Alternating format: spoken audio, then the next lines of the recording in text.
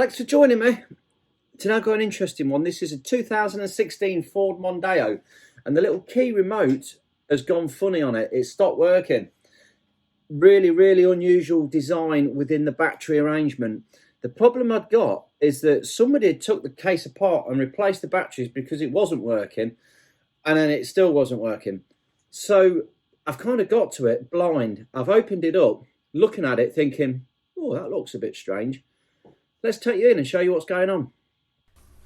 So here we have it. This is the key fob. I'll pop this open. Now, this is the second time I'm going to do this. I've repaired this and I'm going to open it and show you what I did, because when the guy had replaced the batteries inside of this, he'd actually put one of them in the wrong way round, which is a really easy mistake to make. So you pop that back off there and then you get in. You got the emergency key there to open the door. You could just separate this key here, look, and there's the two batteries. Now there is two, they're the CR2025s, and they go back to back with that piece of paper in the middle.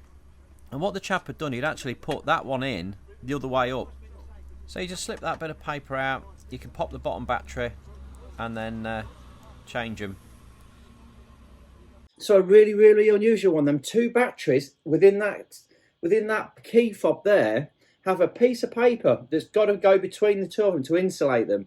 They go back to back, upside down, face apart. So very strange. Normally you'd expect them to be the same direction, not on this one. Ooh, got interrupted in the garage there, but here we go. Let's get these button batteries back in there again. We pop that one in first. We put the piece of paper in there. I don't think this paper is an actual insulator. I'm looking at it and thinking it's not an insulator, because the two surfaces are still being joined by the metal tab on the outside. So I'm not sure why that paper is really there.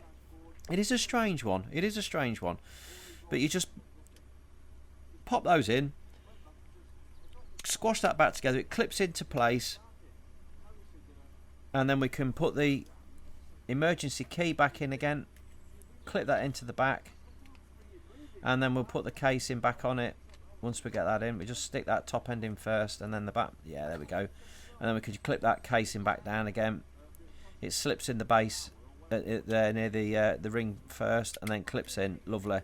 And we'll give that a press, and hopefully the car will open. Here we go. Look, give that a press, and away we go. Working like a dream. Absolutely delightful. Yeah, back-to-back arrangement with those two batteries, which is very unusual. Really strange design.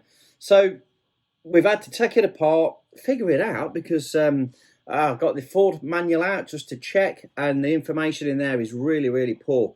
It doesn't give you any kind of visual picture of which way round things should go. It's just got a small bit there saying make sure you use a bit of paper. A bit of paper for an insulator in a key fob? If you'd have lost that, if that had been misplaced, because you feel like you want to pull it out like you would do on it, like a tab. You pull it out to recreate the connection to save batteries, like if it was brand new, like we're getting some toys or clocks. But no, that paper's got to stay in there. But there we go, all sorted, changed it over, and it all works lovely. I hope that's been of use, because that could catch you out really easy. And drop me a little thumbs up, like, subscribe. Thanks for watching.